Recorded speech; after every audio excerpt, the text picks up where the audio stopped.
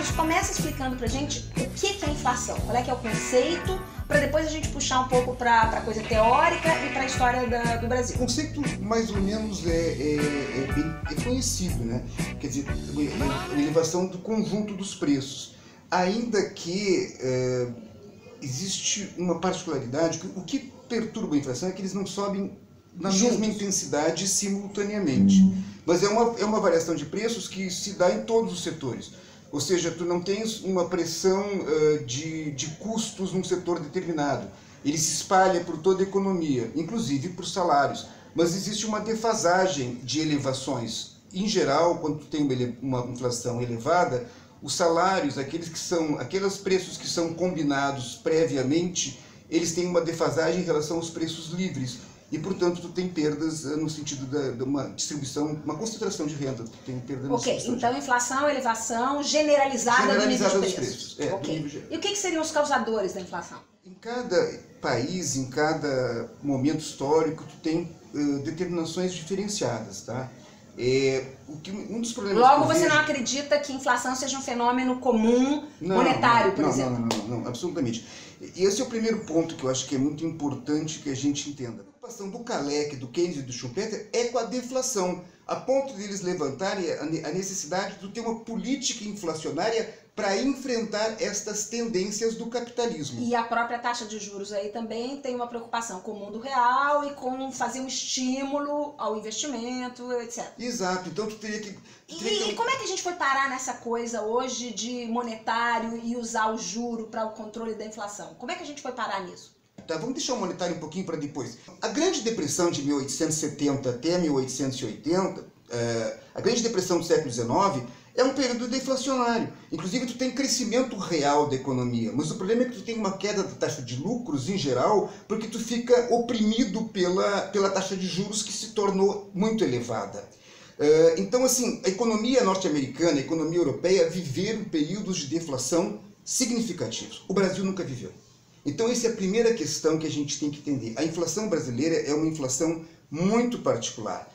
O Inácio Rangel foi o primeiro cara que detectou isso. O Brasil é uma economia muito particular porque nós temos uma explosão da taxa inflacionária justamente na reversão cíclica. É a difusão das inovações, quando ninguém mais tem um monopólio. E aí nós temos deflação. Para o Keynes e o Kalecki é o momento do desemprego. Cai a taxa de salário nominal e nós temos deflação. Sim. E o Inácio Rangel disse, não, nós no Brasil aceleramos a inflação justamente nos momentos de reversão cíclica. Isso não tem a ver com concorrência, com defesa dessas empresas? Exatamente. Ele é o primeiro que levantou essa questão da peculiaridade do nosso padrão competitivo. Foi o Rangel.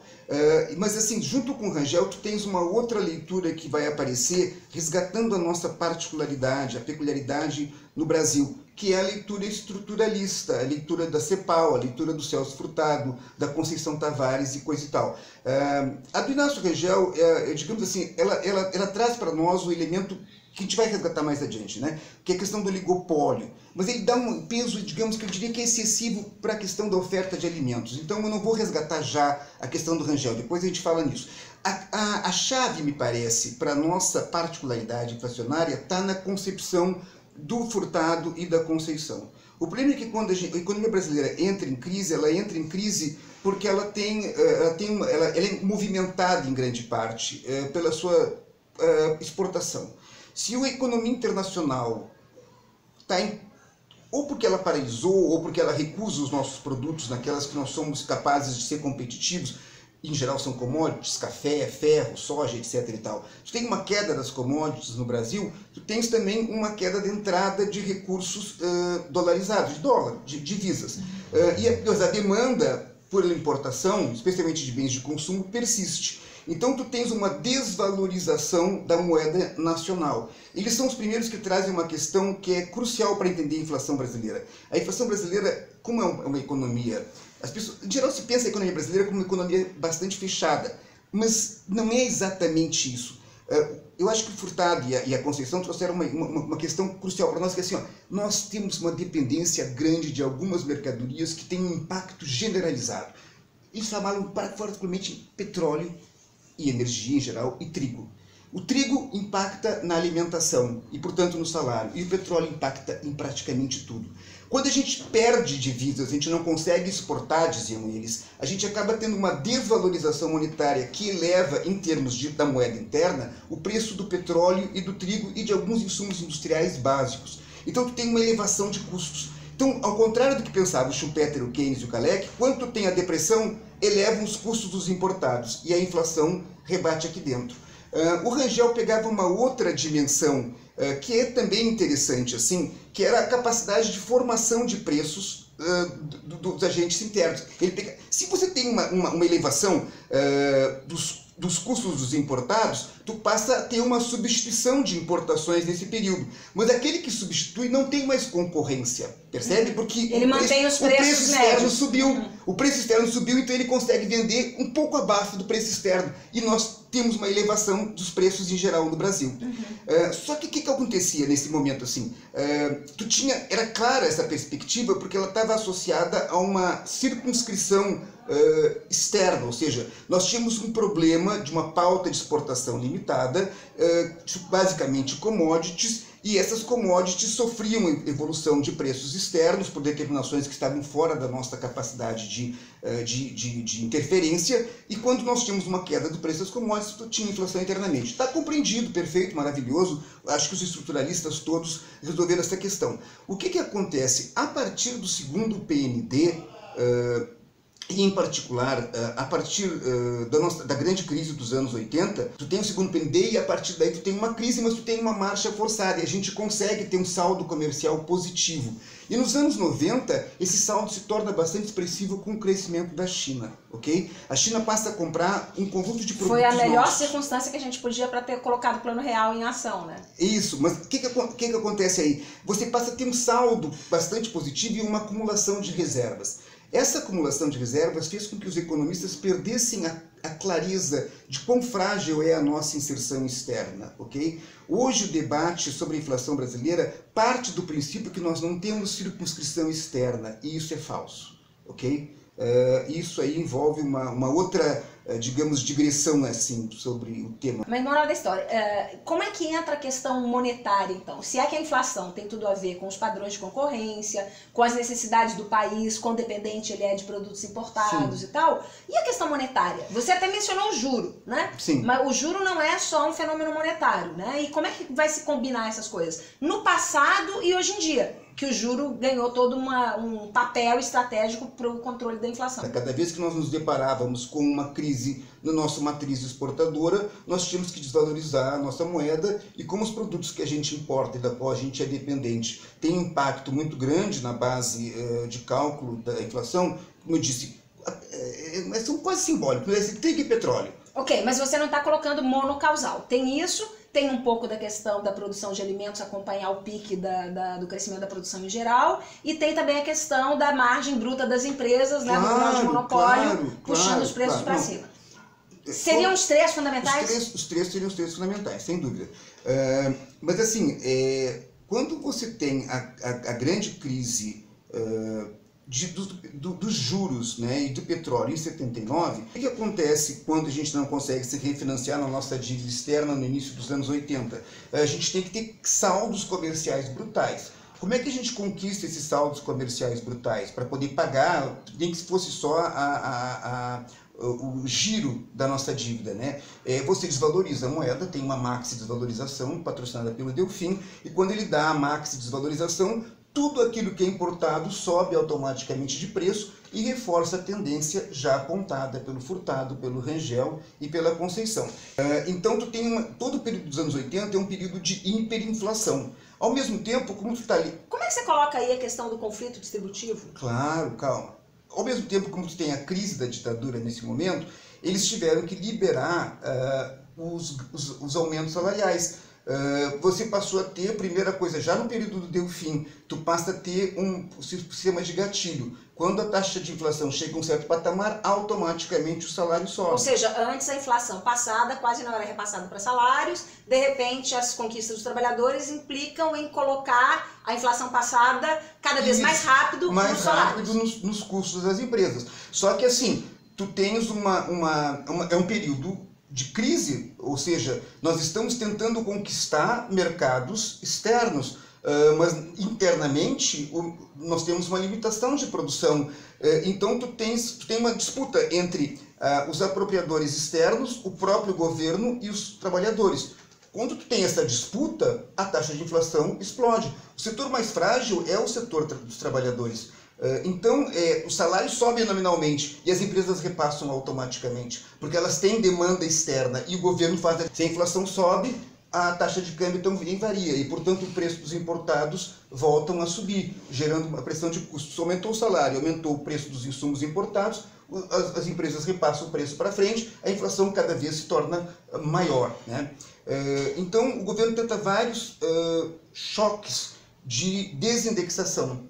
Mas existe Explica direitinho para as pessoas o que é indexação. Bom, a indexação... Deixa eu te ajudar aqui, para ser mais rápida, né? Indexar é quando você atrela os preços a um determinado índice, né? Você, quando tem bastante inflação, tem a necessidade de se medir essa inflação. Né? E você faz aí institutos, universidades, tinham os seus índices de inflação. Cada um composto de maneira diferente, conforme os preços que você vai acompanhar. Né? Pode ser índice que acompanha os preços de atacado, pode ser o índice geral de preços, né? O famoso IGP. Então, isso é um índice. Quando você diz, olha, eu vou obrigar os salários a acompanhar esse índice, você está indexando. O caso da URTN foi importante no Brasil, né? Exatamente. Assim, na verdade, no Brasil foi um grande inventor do que no primeiro momento, inclusive o Milton Friedman saudou, que seria uma inflação indolor, porque a inflação vinha e nós automaticamente a negávamos, de certa maneira. O que é? Quando o governo faz a reforma financeira, ainda no PAEG, lá no início da ditadura, em 1966, ele introduz uma reforma financeira e introduz a URTN, Obrigações Reajustáveis do Tesouro Nacional. Então o Tesouro lançava títulos da dívida e ele pagava a inflação mais uma taxa de juros, e essa taxa de juros estava garantida como real. Então ninguém corria o risco de, se a inflação fosse muito alta, perder em dinheiro. Que a gente chamava a época de correção monetária. Exatamente, a correção monetária. E isso foi se disseminando no interior da economia. A economia brasileira ela é particularmente financiarizada, e esse é um ponto que a gente tem que chegar logo ali adiante, tá?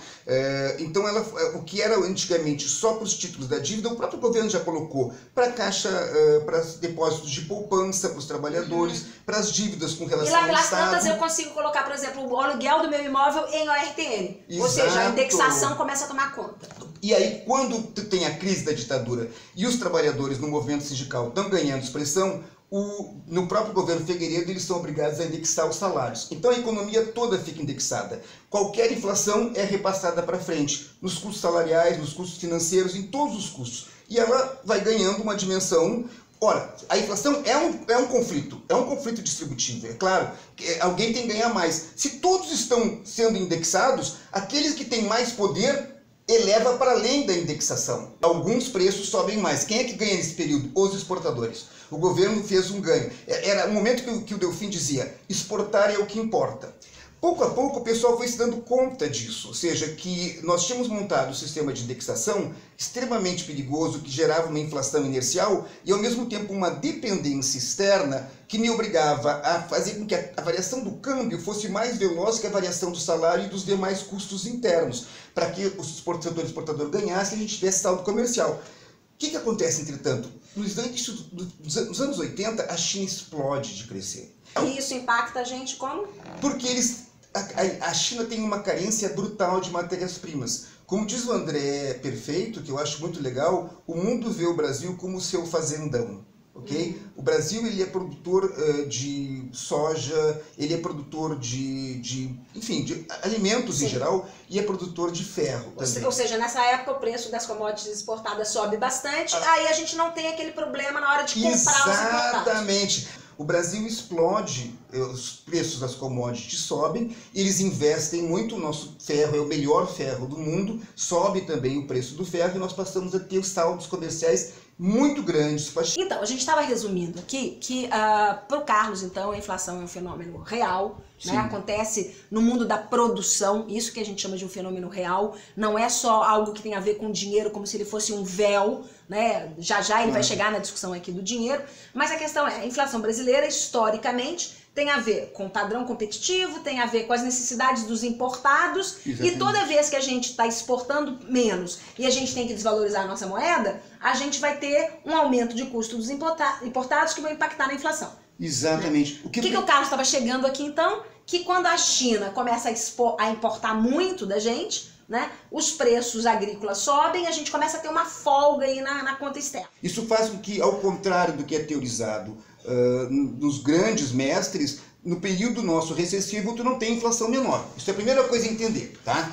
O segundo aspecto é... Certo, pessoal, isso significa que a gente pode ter desemprego e inflação juntos. Exatamente, muito grande. Essa é que é a questão. O que não é comum nos países centrais. Não é o padrão dos demais países centrais. A ponto dos economistas terem inventado a curva de Phillips, né? Que é uma correlação entre inflação e desemprego, os dois em sentido inverso. Exatamente. Para que tu possa ter deflação com desemprego, o desemprego tem que ir a patamares absurdos no Brasil. Porque tu tem que cair muito a taxa de salário. Essa é que é a questão, né? Tu pode fazer o controle por aí, mas é um controle complicado e depende da dinâmica internacional, sempre. Então, a conjuntura que você está vivendo nos 90, né, é uma conjuntura favorável no sentido de que a gente tem uma folga aí nas contas externas. Isto. Não precisamos desvalorizar a nossa moeda, ok? Só que ao mesmo tempo tu está vivendo aí o final do período da hiperinflação, que lá pelas tantas foi inclusive uma hiperinflação administrada durante o Plano Real. Chega aí no Plano Real, então. Os salários estão indexados pelo gatilho desde o período Figueiredo na política do Delfim Neto. Todos os custos financeiros estão indexados desde 66 e 67. As empresas têm um poder grande de precificação, porque justamente na nossa crise nós não podemos importar nada, então nós dependemos todo da produção nacional. Os preços dos importados são elevadíssimos, então as empresas precificam alto. A correção monetária impõe custos financeiros altamente indexados, e o salário está indexado. Quem é que consegue ganhar um pouquinho mais nessa briga toda? Aquele que é apoiado pelo governo federal, que é o exportador, porque é ele que tem que nos gerar os saldos comerciais necessários para pagar pelo menos uma parcela da dívida. O que começa a acontecer na produção interna? Todo mundo vê que o dólar sobe mais do que o salário e mais até do que os preços internos. Então, e é uma confusão, tu não consegue mais. Quando tu tem hiperinflação, tu não sabe a que preço tu vai comprar no dia seguinte a tua mercadoria. Todo mundo começa a fazer as contas em dólar. E dólar, exatamente. A unidade de conta vira o dólar. O governo indexa tudo, mas quer dar uma vantagem para o setor exportador. Portanto, o dólar sobe mais rápido. Quando todo mundo dolariza, não tem mais jeito, tu entende? Aí tu tem uma explosão cada vez maior. Porque mesmo que tu não seja exportador, tu coloca o teu preço em dólar. Então tudo fica dolarizado. Menos, é claro, o salário. Nesse sentido, o Plano Real ele só é um reconhecimento de algo que já estava acontecendo. Exatamente. A URV era atrelada à variação diária do dólar, né? Só que você, em vez de fazer isso como a Argentina, por exemplo, fez, né? Você faz isso via subterfúgio da criação de um indicador, né? O URV era um índice, mas um índice que prometia ser moeda ali na frente. Isso. Né? O Plano Real ocorre no momento que, em função do crescimento da China, a gente passa a ter saldos comerciais cada vez maiores e passamos a acumular reservas internacionais. Então o governo diz assim, agora chega de brincadeira, R$1 é igual a $1. Essa é a nova moeda, ela é igual a $1. E ele faz mais, ele faz com que o real fique mais forte que o dólar no primeiro momento. Mas assim, o governo não vai dizer que nós vamos dolarizar a economia, não vai fazer como a Argentina, porque eles tinham uma percepção, os economistas do Plano Real são muito sofisticados, né? Eles tinham uma percepção de que era importante criar uma dolarização apenas parcial. A principal função do dinheiro é isso, ele tem que ser uma reserva e unidade de conta. O dinheiro, enquanto meio de pagamento, de transação, é o de menos. Né? Inclusive é pouco usado, né? Exatamente. Então, eles definiram que R$1 era igual a $1, mas eles tinham reservas suficientes e adotaram uma política de juros tão elevado que você trouxe mais capital de fora e rapidamente as reservas cresceram e o governo colocou as novas entradas de dólar no mercado. Ele jogou dólar no mercado. Sim, você e chegou colocou a 0,87. do juro aí. Fala da questão do juro. Os agentes internacionais que estão fazendo aplicações financeiras vão aplicar onde a taxa de juros é mais elevada. Então vai sobrar dinheiro nesse país, ou seja, divisas internacionais.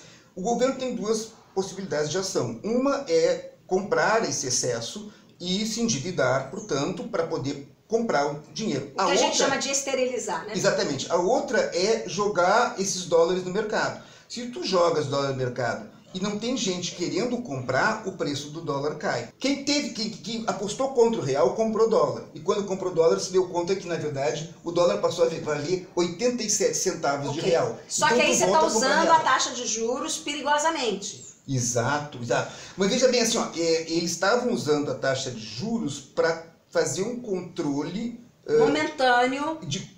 Momentâneo nem tanto. Você queria tirar a expectativa dos agentes internamente de que o dólar era mais seguro do que a moeda nova. Exatamente. Né? Então você pagar um juro elevado é fazer uma briga de frente contra o dólar. Exatamente. Mas você não pode manter isso durante muito tempo, porque senão o custo do dinheiro para o empresário que quer investir inviabiliza a economia. O que acontece? Na verdade, a perspectiva dos teóricos do real era de que uma vez que você controlasse a taxa de câmbio, você desindexava a economia. Todo mundo estava começando a colocar os preços em termos de dólar. Ora, se o dólar começa a cair, vai cair os preços também internamente. Eles tinham uma expectativa de que, bom, enfim, não ia necessariamente cair, mas pelo menos ia parar de crescer. O que acontece, entretanto? Eles levam um tombo muito feio, porque o dólar é capaz de controlar apenas o preço das commodities que são exportáveis e importáveis, ou seja, dos tradables, ok?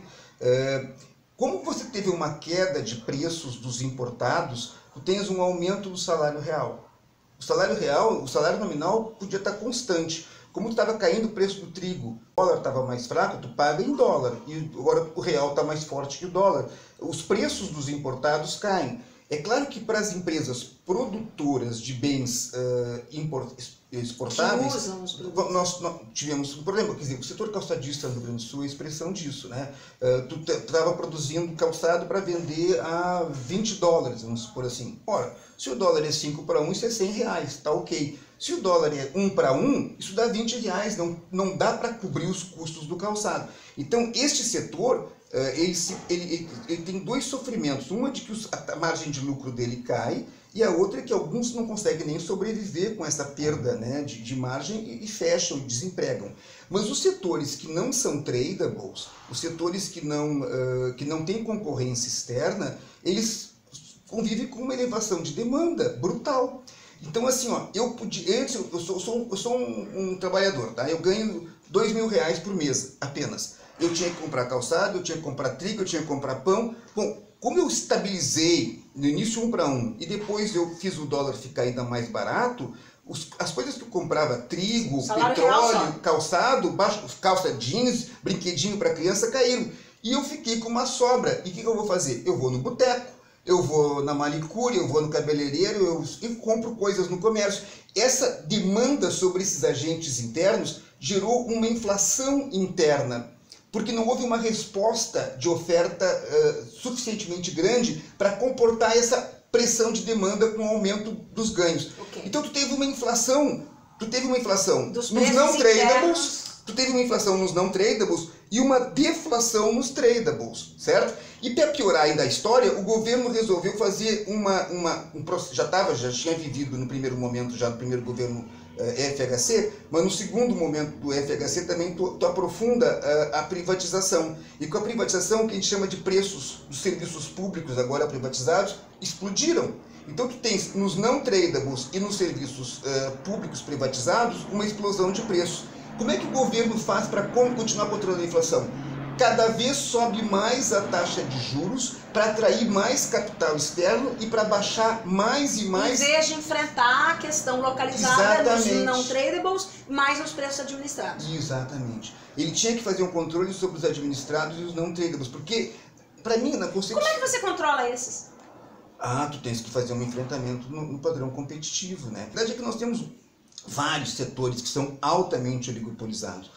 muito restritos no padrão competitivo. Então, tu terias que ter uma ação direta em prol da concorrência, que nem o governo Fernando Henrique Cardoso fez, e o governo Lula tentou fazer, mas assim, de forma limitada. Ok, então a gente está chegando perto também da inflação remanescente nos dias de hoje. Sim. Né? Então você tem todo um histórico brasileiro, uma dependência do setor externo, essa concentração da propriedade interna, né? Todo esse problema com o valor da nossa moeda que vai impactar naqueles bens que a gente importa, né? A gente se dá bem nos períodos em que a gente está exportando mais, está trazendo moeda estrangeira. Por outro lado, às vezes a gente usa essa moeda estrangeira entrando com as nossas exportações, como o caso da China que você estava dizendo, para poder forçar uma inflação que não está sendo mais provocada por isso, está sendo provocada aí no setor dos bens ditos administrados e dos serviços que não são intercambiáveis lá fora. Então nisso a gente tem a inflação que restou no Brasil hoje e como é que ela continua sendo administrada pela alta dos juros, o que junta-se isso com a superconcentração bancária, né, e os altos spreads bancários, significa que ela vai estar sempre na nossa cola? Nós adotamos desde o Plano Real um sistema de controle inflacionário que está totalmente assentado a sua eficácia no nosso superávit comercial com a China. A China está crescendo menos e está querendo diversificar os seus parceiros, não apenas os Estados Unidos, mas a África mesmo passa a produzir cada vez mais para ela. De 94 até 2018, nós administramos a inflação assim. Cada vez que ela tirava a cabeça para fora, subia a taxa de juros, atraía capital externo, desvalorizava em termos reais o real. Os trabalhadores tinham ganho. Exatamente, tinham ganho e você convertia isso para pressão de demanda sobre os não tradables e sobre os monitorados, que tinham todo o apoio do Estado para poder continuarem elevando os preços. A diferença de inflação entre tradables, não tradables e monitorados é os tradables têm uma inflação de 400%, os não tradables de 500% e os monitorados de 600%, ou seja, são 100 pontos percentuais em prol dos não tradables e 200 pontos percentuais em prol dos monitorados. São esses que puxam e tiveram o apoio do Estado, especialmente pela privatização do FHC. Né? E eles não são disputáveis, não tem como você, pelo câmbio, mexer neles. Então, tu vai desindustrializando a economia cada vez mais. E o que acontece que é trágico nessa questão dos juros? Não é apenas que você só controla a inflação dos tradables, de fato. Tu não consegue controlar dos não tradables e dos monitorados. É que ela também gera um outro problema, né? O problema é que, tendo em vista o grau de concentração financeira no Brasil, as empresas ganham hoje mais dinheiro vendendo a crédito que vendendo à vista. No Brasil, tudo se compra em 10 vezes sem juros. Como assim, se a nossa taxa de juros é extraordinariamente elevada? Na verdade, está embutido. É que, na verdade, eles não dão o desconto para que você venda mais barato se por acaso você comprar à vista. E isso gera um problema de oligopolização. As pequenas empresas, elas são descapitalizadas. Para elas ingressarem no mercado, elas precisam de crédito. O crédito envolve um pagamento de juros. E elas, ao mesmo tempo, têm que vender as pequenas empresas no mesmo padrão das grandes. Ou seja, vender em 10 vezes. Tá? Mas eu queria que tu chegasse na questão da inflação como um problema monetário. E por que que toda vez que a gente tem enfrentamento, hoje nós estamos vivendo no Brasil uma discussão super interessante, com um economista brilhante como o André Lara Rezende, a despeito de liberal, né, é um economista que está colocando a macroeconomia tradicional no lixo. Né? Está dizendo, olha, um Estado pode imprimir a sua própria moeda, financiar os seus gastos e isso não é problema nenhum. Isso não provoca inflação. Não tem acontecido nos Estados Unidos, não tem acontecido na Europa e, teoricamente, há muito tempo a gente sabe que não é assim. Né? Porque o Estado, na verdade, ele cria a moeda para poder pagar os seus impostos, não é problema. Mas no Brasil, toda vez que a gente fala vamos financiar o gasto público, né? vamos emitir a rodo, né? Hoje em dia não precisa nem emitir mais, basta colocar os zerinhos aí no sistema eletrônico para andar. Né? Toda vez que você fala isso, alguém vem e vai dizer, não, mas isso vai gerar inflação. Como é que é essa questão monetária e inflação? Não existe nenhum erro teórico nas contribuições do Lara e do MMT. mas existe sim uma dificuldade em perceber que a nossa situação, a nossa inserção internacional e a nossa estrutura competitiva é muito peculiar. Então, assim como o erro dos neoclássicos, dos ortodoxos em geral, é pensar que a economia capitalista é uma só, em padrão, não apenas ela é a histórica, sempre houve, essencialmente, mas assim, hoje, como ela está, ela tem as mesmas leis e as mesmas regras nos Estados Unidos, na Alemanha, na China e no Brasil. Não é verdade. Só que o MMT está fazendo coisas parecidas, ok? Na verdade, se você fizer... Como se soberania monetária fosse um princípio absoluto para todo mundo. Para todo mundo. Como se um país periférico, com todos esses problemas brasileiros, fosse soberano só porque ele emite a sua própria moeda como qualquer outro. Exatamente. A questão é, se você realmente trabalhar na perspectiva de uma emissão maior, qual é a primeira consequência da emissão? Isso é consenso. Ela não é inflacionária em si. A primeira consequência é a queda da taxa de juros.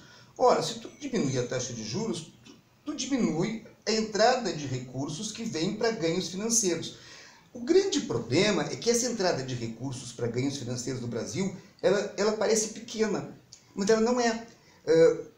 Nós temos um problema de contabilidade, ok? A ONU que define a contabilidade social nacional de cada país. Então ela caracteriza como investimento de risco, capital de risco, qualquer empréstimo interesempresas. Se a Volkswagen da Alemanha empresta para a Volkswagen do Brasil, isso é capital de risco. Ou seja, ela não está entrando aqui para ter ganhos financeiros. Mas, na verdade, por que a Alemanha, a Volkswagen da Alemanha empresta para a Volkswagen? Por causa dos ganhos financeiros. Por causa dos ganhos financeiros. E, por sinal, o governo agora está autorizando bancos internacionais a financiar os estados aqui dentro. Imagina, quem é que vai querer fazer isso? Todo mundo. Claro. Porque o que os bancos internacionais ganham lá fora? Nada. Nada, exatamente. Se por acaso nós realmente entrarmos num processo de emissão, não importa, eu não estou preocupado mais com a questão fiscal, eu não vou aumentar os impostos para equilibrar, eu simplesmente vou pagar pintando papel. E vou nem precisa de papel, zerinhos eletrônicos. Não importa, dinheiro eletrônico, pintando papel, como seja, eu vou simplesmente aumentar a liquidez da economia. A taxa de juros irá cair. Se a taxa de juros cai, aqui dentro. E nós já estamos com um probleminha de confiabilidade internacional, porque a China está crescendo menos e está diversificando a sua base. O que dá confiança ao Brasil é que nós somos o fazendão do mundo. Se nós deixamos de ser o fazendão do mundo e a China cresce menos, aquelas reservinhas que podem pagar qualquer empréstimo, o pessoal começa a temer. Sim, mas se a gente está com pouco empréstimo lá fora, a gente não está precisando tanto de dólar assim. Esse dólar que estava entrando demais aqui, inclusive, estava significando um problema, porque a gente era obrigado a transformar isso em reserva, que é um dinheiro parado, né? Então, se você diz que o principal efeito vai ser menos entrada de moeda estrangeira, por que isso é tão grave? Porque a menos entrada de moeda estrangeira significa que nós vamos subir de novo o preço do dólar, e os custos dos importados vão subir.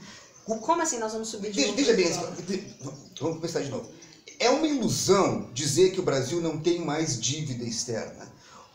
O que nós temos de reservas são empréstimos da Volkswagen com a Volkswagen. Isso não é capital de risco, é só formalmente capital de risco. Nós temos reservas demais porque nós temos capital de risco demais. Esse capital de risco é empréstimo. A Volkswagen, o banco da Volkswagen da Alemanha empresta para a Volkswagen brasileira. Tem o peso desse recurso? Claro, é evidente, basta entrar na conta nacional. Tu vai ver o que é capital de risco, que tipo de investimento. Como diz o Otaviano Canuto, está muito estranho o tamanho da conta de capital de risco se não tem investimento no Brasil. A taxa de investimento está caindo e o capital de risco não para de subir. Esse capital de risco não é capital de risco. É óbvio, não é para investimento. Se não é para investimento, é empréstimo. Só que empréstimo intercompanhia e dentro da legislação internacional. Então, baixou a taxa de juros, esse empréstimo deixa de vir. Especialmente porque nós... Por que você empresta para o Brasil? Porque ele teria como pagar. Por que ele tem como pagar? Porque tem um saldo comercial. Carlos, mas a taxa de juros está negativa no mundo inteiro. Se ela baixar no Brasil hoje, desses absurdos tens uma taxa que a gente de juros mais uma taxa de risco. O Brasil era confiável por causa da China e da explosão do crescimento chinês. Se a China diminui a taxa de crescimento e diversifica suas importações, cai a nossa respeitabilidade, confiabilidade. Se cai a confiabilidade, tu exige um spread maior. Se tu diminui a taxa de juros e aproxima da taxa de juros internacional e a confiabilidade está diminuindo, não se trata, Gláucia, de não aplicar no Brasil. Se trata de não colocar tantos ovos na cesta Brasil. Se tu não coloca tantos ovos na cesta Brasil, que hoje é um excesso de oferta de dólares, vai significar um arrefecimento da oferta, então, de tal maneira que a taxa de câmbio o Brasil vai se valorizar de novo e os custos importados vão subir de novo. Então, acabando do teu ponto de vista, o que seria a gente ter taxas de juros mais razoáveis, que não impactem o endividamento, e ao mesmo tempo a gente não ter a ameaça da inflação voltar para Para isso nós teríamos que voltar ao tema que eu estava começando a entrar. Nós temos uma pressão de custos enorme, irresolvida no setor não tradable, de serviços. A C&A, a Renner, todos os magazines que vendem roupa ganham no financiamento. Você compra em 10 vezes, sem juros, 3 vezes, 6 vezes, 9 vezes. Eles não estão cobrando pela mercadoria. Como é que eu estão cobrando juros. Setor? Então, a única maneira era conseguir que o governo tivesse uma política de apoio às micro e pequenas empresas, capitalizando elas para torná-las menos dependentes dos bancos e ajudando com, inclusive, políticas fiscais específicas que elas realmente deem o desconto por um preço à vista. Por que as pequenas são obrigadas a vender ao mesmo preço das grandonas? Porque elas não têm... A grandona ganha na especulação. A pequena é obrigada a seguir o preço da outra. Mas como é que e a política da outra, vendendo a crédito, como é que ela faz? Pega no banco. E o banco coloca uma taxa que faz isso virar custo. Se o governo conseguisse fazer uma política de financiar as pequenas e médias empresas do comércio, para que elas de fato vendessem à vista, sem ter o ônus de pagamento de juros bancários, elas imporiam um preço menor e fariam com que as grandes magazines... Nós temos que começar a fazer deflação no setor não tradable. Se você realmente baixar a taxa de juros, a inflação dos tradables vai voltar a subir. Então tu tem que fazer um enfrentamento nos não tradables. O governo Do jeito Lula... que você está falando, é para não mexer na taxa de juros. Não, querido, não está entendendo. Pois é, então dá uma resumida aí legal, onde você não Se você baixar a taxa de juros, que é fundamental... Fala olhando para lá que vai ficar mais legal. Se você baixar a taxa de juros, e é fundamental baixar a taxa de juros, tu terás desvalorização do real e terá inflação em tradables. Tu tens que compensar uma deflação ou uma menor inflação em não tradables. Como que tu pode fazer isso? Rompendo com o grau de oligopólio, de grau de monopólio do setor comercial em particular. Comercial, Como é que tu financeiro... faz isso? Na medida em que tu baixou a taxa de juros, o ganho que o setor tem ao vender a prazo já vai diminuir. Mas eles não vão baixar os preços só por isso. Justamente porque o ganho financeiro caiu, eles vão querer aumentar a margem. Como é que tu pode obrigá-los, na medida que cai a taxa de juros, a baixar o preço também? Se tu gera um sistema de financiamento do pequeno e do médio e estimula eles a venderem à vista com verdadeiro desconto. Aí, se tu tem pequenos magazines que vendem à vista com verdadeiro desconto, tu vai obrigar a Renner, a C&A e as empresas que vendem a crédito 10 vezes sem juros a baixar o preço também. Então, tu pode baixar a taxa de juros. Se tu baixar a taxa de juros, tu vai ter uma desvalorização e uma elevação dos preços em tradables. Tu tem que compensar com a de não tradables. E tem que ter uma política muito focada nos preços monitorados. Coisa que o governo vinha fazendo. O governo Lula e Dilma focou nos monitorados. De certa maneira, quase fez uma pequena asfixia. Petróleo, por exemplo. Exatamente, com o petróleo, que acabou gerando problemas para a Petrobras, com a eletricidade, com todas as renegociações que gerou, digamos, uma grande resistência política ao governo do PT, mas ele focou demais no monitorado. Está na hora de focar nos não tradables, ok? E para focar nos não tradables, tem que aprofundar a concorrência. Como? Os pequenininhos hoje são obrigados a vender a crédito. E quando eles vendem a crédito, eles são obrigados a tomar taxas bancárias de capital de giro no Santander, no Unibanco, no Itaú e no Bradesco. E quando a Dilma tentou fazer o Banco do Brasil concorrer, tinha lá suas dificuldades. Tem que ter uma política muito mais ousada, envolvendo o Sebrae, envolvendo a consultoria, envolvendo uma política... Aí sim tu vai botar liquidez nesses caras, entende? Mas condicionando... Botar liquidez no setor certo. Condicionando que eles baixem os preços e vendam à vista efetivamente. A partir daí tu tem um enfrentamento no outro polo que desde o plano real nós nunca conseguimos. Muito bem. Obrigada, Carlos. Tchau, pessoal.